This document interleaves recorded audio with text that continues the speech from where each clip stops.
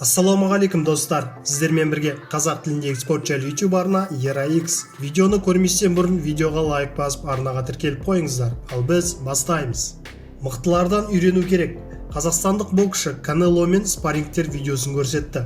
Ол бұрынғы әлем чемпионымен де жаттықты. Жартылай орта салмақта жұдырықтасатын қазақстандық боксшы Бобыржан Момынов мексикалық Сауль Канело Альварес және америкалық Брэндон Риоспен спаррингтер өткізді. Белгілі боксшылармен өткізген жаттығуларының видеосын Момынов Instagram желісінде жариялады. Ең мықты болу үшін ауыр еңбек пен мықтылардан үйрену қажет. Иншаллах 2020 менің жылым болады деп жазыпты қазақстандық. Еске салайық, Момынов 2017 жылы Альварес қазақстандық Геннадий Головкинге қарсы бірінші жекпе-жекке дайындалуға көмектескен еді.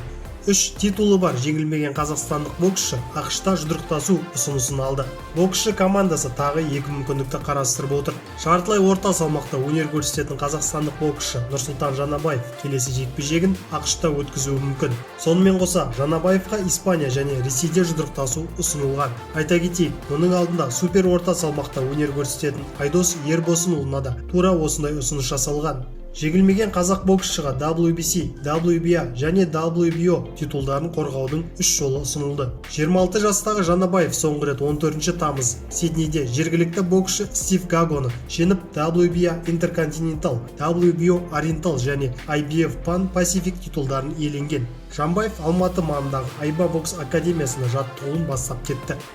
Дазіндегі ең табысты жекпе-жек рекорд орнатты. Ол Джошуаның ақш-тағы жекпе-жегінен асып түсті. Кәсіпқой бокста алғаш тұрақтасқан белгілі YouTube блогер Кейси мен Логан Пол жекпе-жегі ақылы жазылу жүйесі бойынша Британияда ең өтімді жыл оқиғасы болды. Сонымен бірге ол DAZN стриминг платформасында рекорд орнатты. Бұл туралы кездесуді ұйымдастырған промоутер Эдди Хирн сұхбатында айтты. Олардың алғашқы жекпе-жегінен 1,2 миллион ақылы жазылу сатылды. Мынау айтарлықтай жақсы жаңғырды. Бұл жердегі ақша басыңа сыймайды, деді ол, нақты санды атамай. Оның сөзінше, Кейси мен Пол кездесуі жалпылай таралымы Энтони Джошуа және Энди Руис жекпе-жегін қайда артта қалдырған.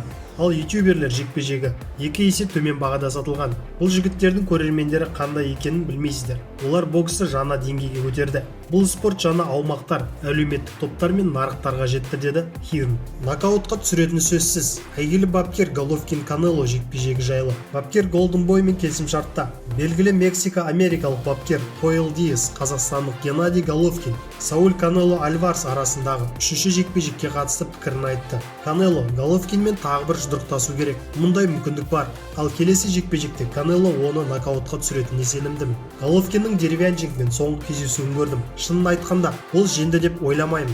Саульге Головкинді сұлатып, өзінің ұлы Канело Альварес екеніне жанкүйер көзін жеткізетін уақыт келді. Солай болады да. Канело нокаутпен жеңеді. Тап осы уақытта Канело 3-ші жекпе-жекте Головкинді нокаутқа түсіре алатыны сөзсіз, дейді бапкер. Сіздермен бірге болған қазақ тіліндегі спорт жайлы YouTube арна ERA-X. Арнаға жазылуды ұмытпаңыздар, күн сайын жаңа видеолар біздің арнаға шығып отырады. Ал мен сіздермен қоштаспаймын, келесі кездескенше.